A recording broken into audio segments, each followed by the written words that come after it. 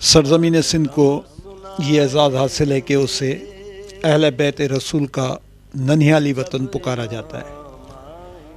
جناب رسالت مآب صلی اللہ علیہ وآلہ وسلم اور ان کے قربا کو سندھ سے خاص رغبت رہی ہے۔ یہی وجہ ہے کہ جب ثانیہ کربلا کے بعد اہل بیت رسالت پر مظالم کے پہاڑ توڑ کر انہیں سرزمین عرب سے ہجرت کرنے پر مجبور کیا گیا تو ان کی اکثریت نے سندھ و ہند کا رخ کیا۔ روایات میں ملتا ہے کہ خاندان رسالت کے افراد کا پہلا قافلہ 64 یا 65 ہجری میں سیدہ رقیہ بنت علی کی قیادت میں ساحل بصرہ سے ساحل مکران پہنچا، اور اس کے بعد اہل بیت رسول کی سندھ میں آمد کا سلسلہ وقتاً فوقتاً مسلسل جاری رہا۔ 145 ہجری میں امام حسن المجتبیٰ کے پڑپوتے سید عبداللہ شاہ اشتر گھوڑوں کے بیوپاری کے بھیس میں ساحل مکران سے سندھ پہنچے، اور انہوں نے سندھ کے ایک ہندو راجا سے پناہ حاصل کی۔ 151 ہجری میں بغداد سے آئے ہوئے اسلامی لشکر نے یہاں آ کر انہیں شہید کیا اور ان کا سر کاٹ کر بغداد لے گئے۔ سید عبداللہ شاہ اشتر کا روضہ آج بھی ساحل کلفٹن پر عبداللہ شاہ غازی کے نام سے مرکز خلائق ہے۔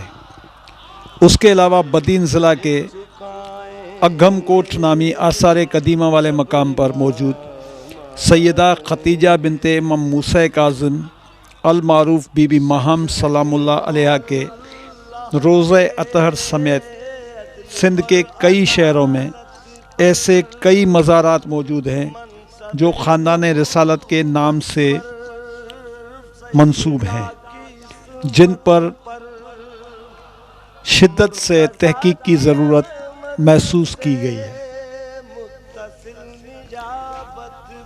فضا موویز حیدرآباد کی جانب سے ہمارا آج کا یہ ویلاگ ٹھٹہ ضلع میں موجود خاندان رسالت کے افراد سے منسوب مزارات پر مشتمل ہے۔ ٹھٹہ کے بارے میں یہ بتانا ضروری ہے کہ ٹھٹہ قدیم ادوار میں نہ صرف سندھ ملک کا دارالخلافہ رہا ہے، بلکہ ماضی میں صرف ٹھٹہ کے اندر 300 سے زائد بین الاقوامی یونیورسٹیاں اور 18 سے زائد بندرگاہیں موجود رہی ہیں۔ جس دیبل بندر پر محمد بن قاسم نے حملہ کیا تھا، وہ دیبل بندر بھی ٹھٹہ میں ہی واقع تھا۔ ٹھٹہ کے جھرک شہر سے جھمپیر شہر کی جانب جانے والی شاہراہ پر جھرک سے 28 کلومیٹر دور امیر پیر کی مزار واقع ہے، جس میں سید امیر شاہ اور سید صدیق شاہ کی قدیم قبور واقع ہیں۔ اس مزار کے برابر میں پہاڑ میں ایک غار موجود ہے، جس میں حضرت محمد حنفیہ بن علی علیہ السلام کا آستانہ ہے۔ کہا جاتا ہے کہ جناب محمد حنفیہ بن علی علیہ السلام نے کچھ وقت اس غار میں قیام فرمایا تھا۔ مکلی ٹھٹہ میں ایشیا کا قدیم اور وسیع ترین تاریخی قبرستان ہے، جہاں قدم گاہ مولا علی علیہ السلام اور جلوہ گاہ امامین واقع ہے۔ اس جلوہ گاہ امامین کے بالکل سامنے 4 دیواری کے اندر ایک چھوٹی سی قدیم قبر واقع ہے، جس پر سن رحلت 189 ہجری کندہ ہے۔ اس قبر کے بارے میں کہا جاتا ہے کہ یہ قبر حسن علی بن عبداللہ بن امام زین العابدین کی قبر ہے۔ جلوہ گاہ امامین، قدم گاہ مولا علی علیہ السلام اور اس قبر اطہر کی 4 دیواری کے پیچھے جو قبرستان ہے، اس میں ایک روضہ اطہر موجود ہے، جس کے لیے کہا جاتا ہے کہ یہ حضرت عبداللہ بن امام زین العابدین کی قبر اطہر ہے، جبکہ اس روضے کے قریب पत्थर की बनी हुई कुछ कदीम कुबूर हैं जिनके लिए कहा जाता है कि ये कुबूर ख़ानदान रिसालत के अफराद की कुबूर हैं।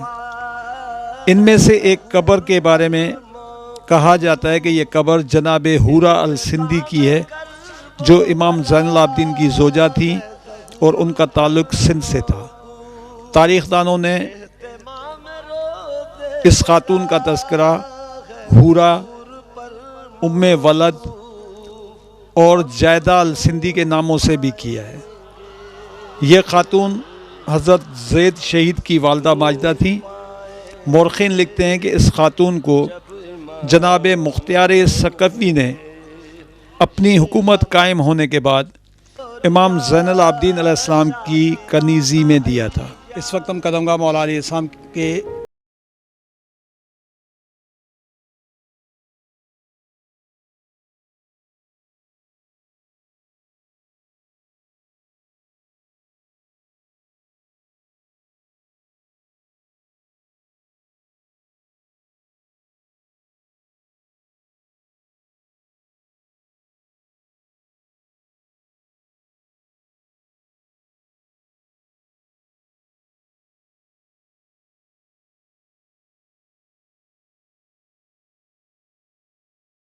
और उसको जलवागाह इमामैन का नाम दिया गया।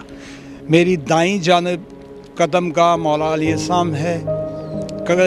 यहाँ ठट्टा में कदमगाह मौला अलैहिस्सलाम एक मकली में है और दूसरी गुज्जो शहर के पास दरगाह शाह हुसैन सुल्तान के मज़ार के बाद पहाड़ी के ऊपर वाक़ है। मेरी पुश्त पर जो चार दीवारी नज़र आ रही है, इसके अंदर वो मज़ार अक़दस है जिस पर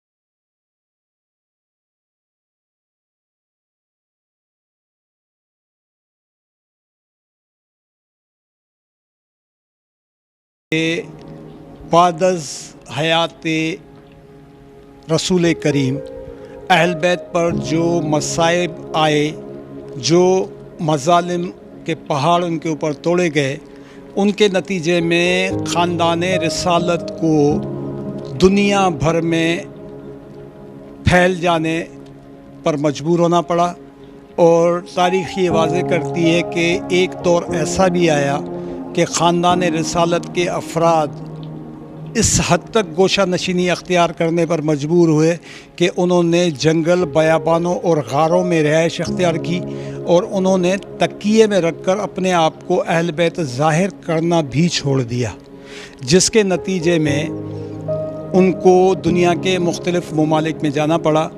तारीख़ में ये चीज़ भी वाज़ेह है कि सिंध, जो कि ख़ानदान अहल बैत के नन्हियाली ख़ानदान के हवाले से मशहूर है, और सिंध का तज़किरा हुज़ूर करीम सल्लल्लाहु अलैहि वसल्लम की ज़ुबान मुबारक से भी बार बार जारी हुआ, मौला अली अलैहिस्सलाम के ज़ुबान से भी बार बार जारी हुआ। और करबला के मैदान में इमाम हुसैन अलैहिस्सलाम का जब मकालमा हुआ है उम्र 7 से, तो उन्होंने ये कहा कि अगर मुझे शाम तक नहीं जाने दिया जा रहा, मदीने की जानिब भी वापस नहीं जाने दिया जा रहा, तो मुझे रास्ता दे दिया जाए ताकि मैं सिंध की जानिब जा सकूं। ये चीज़ वाज़े करती है कि अहल बैत अतहार अलैहिस्सलाम सिंध से कितनी मोहब्बत करते थे, और वो ये जानते थे कि सिंध में उनके चाहने वाले या उन पे जाने निसार करने वाले किस तादाद में मौजूद हैं। تاریخ میں یہ تذکرہ بھی ثبوتوں کے ساتھ موجود ہے، بالخصوص علامہ مسعودی کی کتاب اثبات الوصیہ میں یہ تذکرہ موجود ہے کہ سندھ میں ثانیہ ہے کربلا کے بعد 61 ہجری میں کربلا کا ثانیہ وقوع پذیر ہوا، اور سن 65 ہجری میں امام زین العابدین علیہ السلام کے حکم سے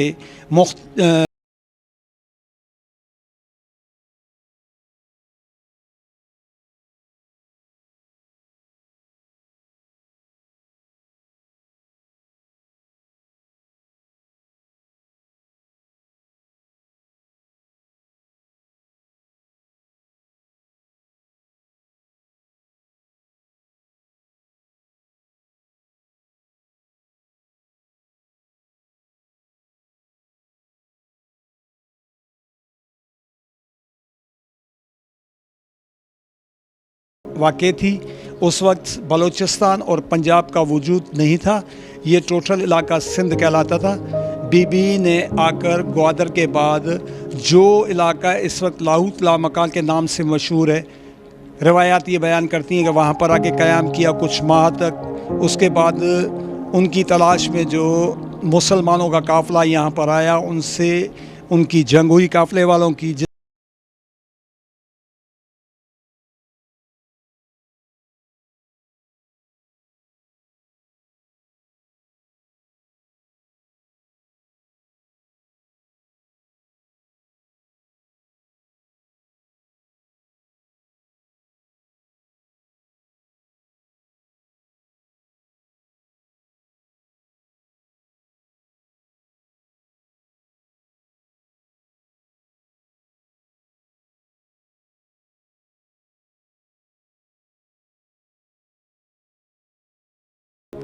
منسوب افراد کی مزار مبارکیں ہیں جن پہ تحقیق کی ضرورت اس وقت بھی موجود ہے۔ ماضی میں سندھ کے دارالحکومت کا درجہ رکھنے والے شہر ٹھٹرا میں ائمہ معصومین کے خاندان سے تعلق رکھنے والی شخصیات سے منسوب مقامات و مزارات اور ان پر تحقیق کے عنوان سے تحقیقی دورے کے دوران ہم جھرک شہر سے جھمپیر جانے والی شاہراہ پر جھرک سے 28 کلومیٹر کے مفاصلے پر واقع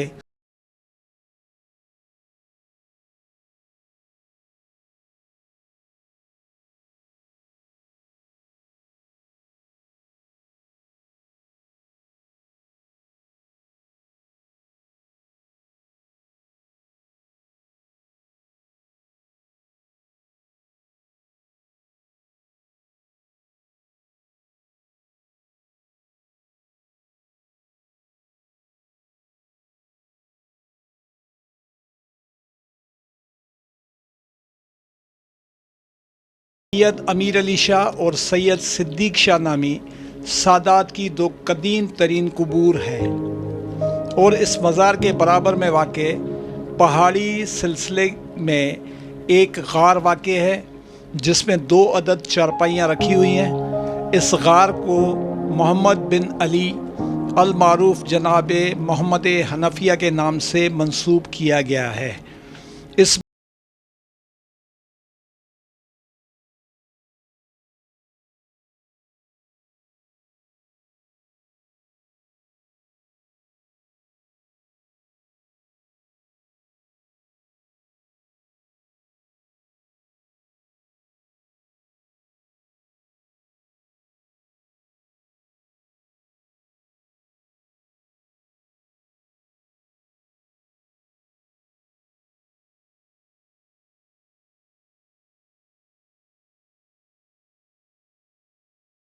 اعلان بھی کر دیا کہ عنقریب میں تمہارے درمیان سے رخصت ہو جاؤں گا، اور میں تمہارے پاس 2 گراں قدر و ہم وزن چیزیں چھوڑے جا رہا ہوں، ایک قرآن حکیم اور دوسرے میرے اہل بیت، تم ان دونوں سے تمسک رکھنا۔ لیکن افسوس کہ حضور اکرم کے دنیا سے پردہ فرمانے کے بعد امت نے ان دونوں احکام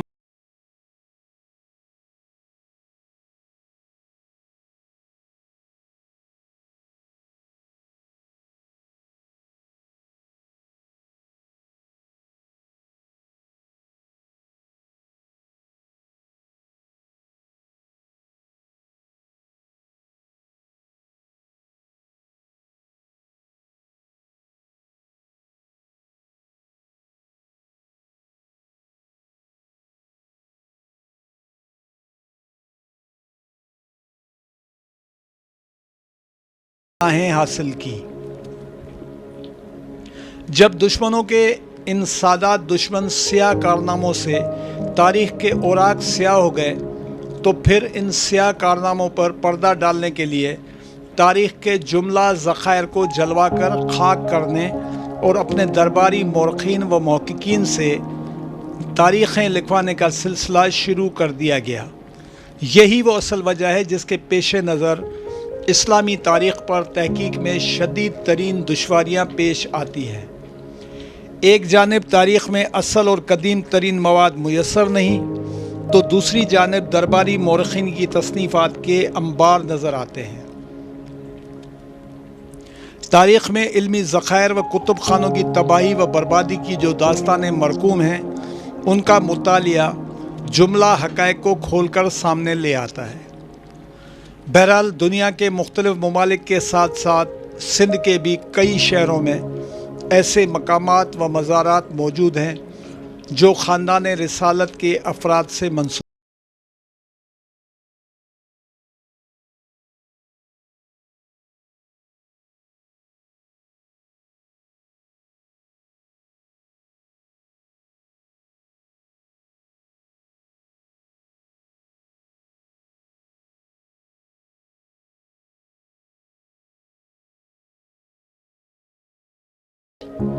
जब हम पहली मर्तबा यहाँ पर आए थे तो यहाँ पर कोई भी चार दीवारी नहीं थी। अब इस चार दीवारी के अंदर आगा खानी कम्युनिटी की कॉलोनी भी मौजूद है। ये आगा खानी कम्युनिटी के ज़ेर इंतज़ाम है और यहाँ पर आम लोगों की दाखला मुश्किल बना दी गई है। ज़रूरत है कि इस मकाम पर भी तहकीक का सिलसिला आगे बढ़ाया जाए।